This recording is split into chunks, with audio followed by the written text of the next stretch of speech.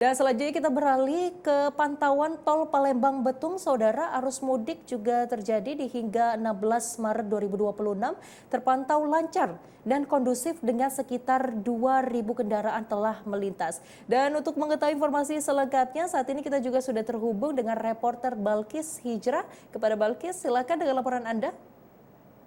Terima kasih Rosa, saudara dapat kami laporkan langsung dari pintu tol Musi Landas Kabupaten Banyuasin, Sumatera Selatan.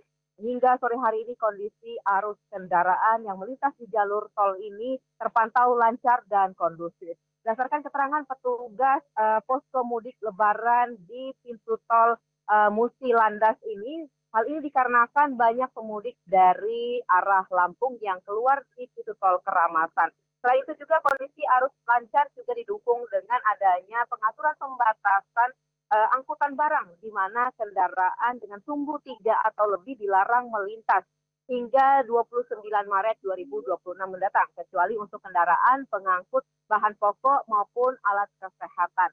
Adapun salah seorang pemudik asal Jambi mengatakan bahwa puas dalam melintasi tol ini dikarenakan dapat memangkas waktu sehingga mengurangi kemacetan dan tarifnya juga masih gratis.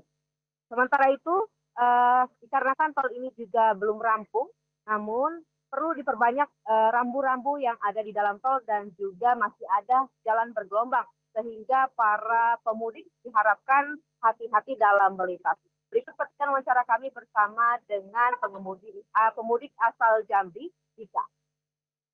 Pak, pilih lewat jalan tol? Menghindari macet. Kan kemarin-kemarin ada berita itu kemacetan, jadi kemungkinan diarahkan di tol. Baik, sejauh ini pengalaman melintasi tol bagaimana Pak, tol baru ini?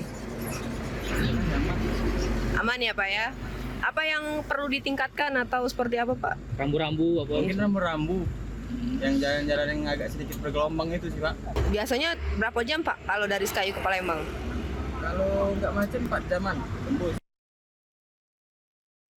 Baik, saudara dapat kami laporkan pula bahwa pihak Satya selaku pengelola tol menyebutkan rata-rata perharinya kendaraan yang melintas di tol ini sebanyak 2.000 kendaraan. Sementara kendaraan besar seperti truk dan bus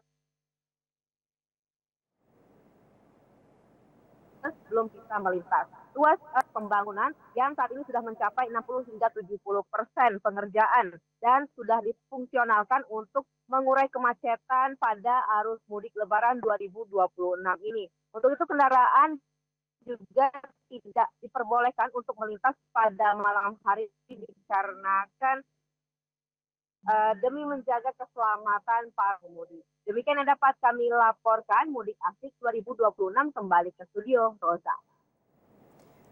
Baik, terima kasih untuk laporannya Ines, Balkis dan juga Afifa. Reporter TVRI Sumatera Selatan, selamat beraktivitas kembali dan tentunya selalu tetap menjaga kesehatan selama pemantauan arus mudik Asik 2026 ini. Sekali lagi terima kasih untuk laporannya.